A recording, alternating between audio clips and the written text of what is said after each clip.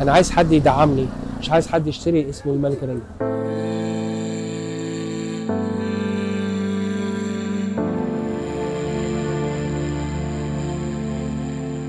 حكايه المليون جنيه دي جت ناس بلاش ذكر اساميها، جت قعدت معانا وعايزين ناكل، ورينا الاكل بتاعك، فنزلت لهم الاكل، فقالوا لي ان انت سمعنا ان انت عايز حد يشاركك وكده.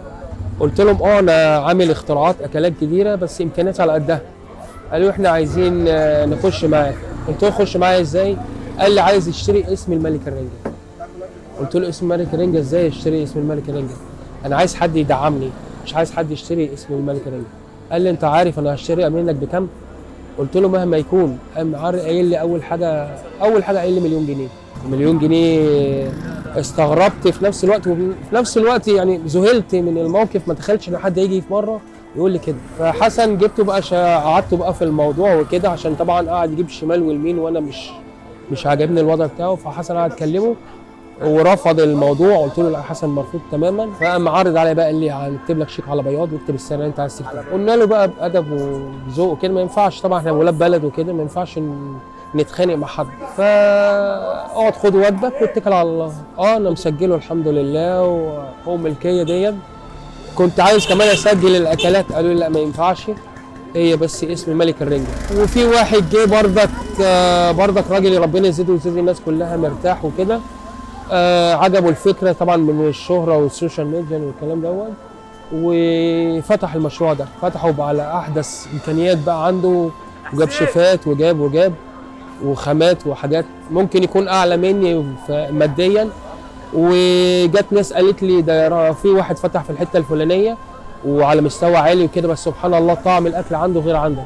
انا ما صدقت الصراحه، فاكر لما كذا حد جه قال لي، ولقيت الراجل ذات نفسه صاحب المكان جه قعد كل الاكل بتاعنا وكده، فقال لي سبحان الله الاكل بتاعك غير بتاعي. قلت له ازاي يعني مش فاهم؟ قال لي انا المشروع بتاعك ده انا عملته في الحته الفلانيه وجايب خامات وجايب امكانيات واحدث مش عارف ايه. قال لي الاكل عندك طعمه غير عندي، والزباين كلها اللي بيجي لي ما بيجيليش تاني، يعني الزبون يجي ياكل عندي مره ما بياكلش المره الثانيه. فعايز اشتري منك قول لي الخلطات اللي انت بتعملها ازاي، الحواوشي او الكريب بتعمله ازاي، وكل اكله هشتري بيها بمقابل مادي بردك من مبلغ خيالي برضه. قلت له لا ما ينفعش، ربنا هو اللي بيرزق، وده ربنا جعلها فتحه خير عليا، ما ينفعش ان انا اقول لحد على سر المهنه بتاعي. انت عايز فتحت انت الله يسهل لك، ربنا يسهل. مش هقول لحد لا ما تفتحش، بس ربنا يسهل لك بقى اللي انت بتعمله، وانا ربنا ييسر لي وكده. في ناس كتير بلاد عربيه كتير لما جت كلت عندي وعجبها الاكل وعجبها الفكره، فجالي واحد من دبي قال لي عجبانا الفكره قوي قوي عندنا وانت مكسر الدنيا ويا ريت لو تيجي ربنا يكرمك تيجي تفتح عندنا في دبي وفي الكويت وفي الامارات وفي السعوديه. في ناس كتيره برضك بلاش ذكر اساميها في التلفزيون عملوا الفكره الحواوشي والكريب وقالوا انهم عملوها، وناس شيفات يعني كبيره ومحترمه وقالوا ان هي فكرتهم. وفي شيف في امريكا فاتح في امريكا، شغال في امريكا، فاتح مطعم في امريكا، وقال الفكره ونزلها على اليوتيوب. قال الفكره دي فكره فلان، الفكره عجبتني الحواوشي والكريب، والفكره دي فكره واحد واقف على عربيه رنجه في الدرب الاحمر اسمه عم مجدي. والله العظيم، وبعت له وشكرته. ونفسنا والله ننجح وربنا يكرمنا، والمشروع بتاعنا هو نجح الحمد لله، بس ربنا يكرم ونوسع بقى وكده.